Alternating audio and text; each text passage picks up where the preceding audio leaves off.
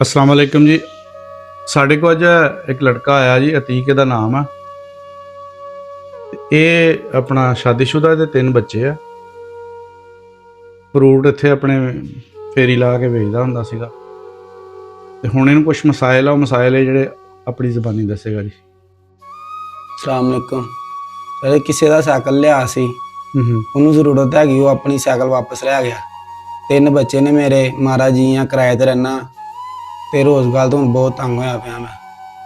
ਕੋਈ ਮਦਦ ਕਰ ਸਕਦੇ ਤੇ ਮਿਹਰਬਾਨੀ ਤੁਹਾਡੀ। ਮਤਲਬ ਤੁਸੀਂ ਕਿਹੜੀ ਸ਼ੈ ਚਾਹੁੰਦੇ ਆ? ਸਾਈਕਲ ਮਿਲ ਜੇ, ਉੱਤੇ ਟੋਕਰੀ ਤੇ ਫਲ ਜੋਗਾ ਮੈਨੂੰ ਕੋਈ ਪੈਸੇ ਦੇ ਦਿਓ, ਮੈਂ ਫਲ ਆਪਣਾ ਲਿਆ ਕੇ ਵੇਚੀ ਜਾਵਾਂ, ਆਪਣੇ ਬੱਚਿਆਂ ਦੀ ਰੋਜ਼ੀ ਰੀਝ ਚਲਾਈ ਜਾਵਾਂ। 3 ਬੱਚੇ ਛੋਟੇ ਛੋਟੇ ਹੋਣੇ? ਹਾਂਜੀ ਬਿਲकुल ਛੋਟੇ ਜੀ। ਇੱਕ ਬੇਟੀ ਮੇਰੀ 5 ਸਾਲ ਦੀ ਹੈ, ਬੇਟਾ ਮੇਰਾ 4 ਸਾਲ ਦਾ, ਇੱਕ ਬੇਟੀ 1.5 ਸਾਲ ਦੀ।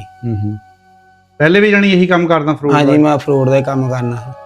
ਸਾਈਕਲ ਕਿਸੇ ਨੇ ਦਿੱਤਾ ਸੀ? ਸਾਈਕਲ ਕਿਸੇ ਨੇ ਦਿੱਤਾ ਸੀ, ਉਹ ਸਾਈਕਲ ਆਪਣੀ ਵਾਪਸ ਲੈ ਗਿਆ, ਉਹਨੂੰ ਜ਼ਰੂਰਤ ਸੀ। ਹੁਣ ਮੇਰੇ ਕੋਲ ਨਹੀਂ ਹੈ, ਮੇਰੇ ਕੋਲ ਇੰਨੀ ਗੁੰਜਾਇਸ਼ ਨਹੀਂ ਹੈ ਮੈਂ ਆਪਣੀ ਸਾਈਕਲ ਲੈ ਸਕਾਂ। ਇੱਕ ਸਾਈਕਲ, ਇੱਕ ਟੋਕਰੀ ਵਿੱਚ ਸੌਦਾ ਰੱਖੀਦਾ, ਸੌਦਾ ਵਿੱਚ ਥੋੜਾ ਜਿਹਾ ਪਵਾ ਦਿੱਤਾ ਜਾਵੇ। ਹਾਂਜੀ ਤੇ ਤੇਰਾ ਮਸਲਾ ਹੱਲ ਹੋ ਸਕਦਾ, ਆਪਣੇ ਬੱਚਿਆਂ ਦੀ ਰੋਜ਼ੀ ਕਮਾ ਸਕਦਾ। ਜੀ ਜੀ ਬਿਲਕੁਲ ਜੀ। ਤੁਸੀਂ ਸੁਣ ਲਿਆ, ਸਾਂਝ ਸੋਸਾਇਟੀ ਦੀ ਤਰਫੋਂ ਅਸੀਂ ਇਹ ਵੀਡੀਓ ਬਣਾ ਰਹੇ ਹਾਂ।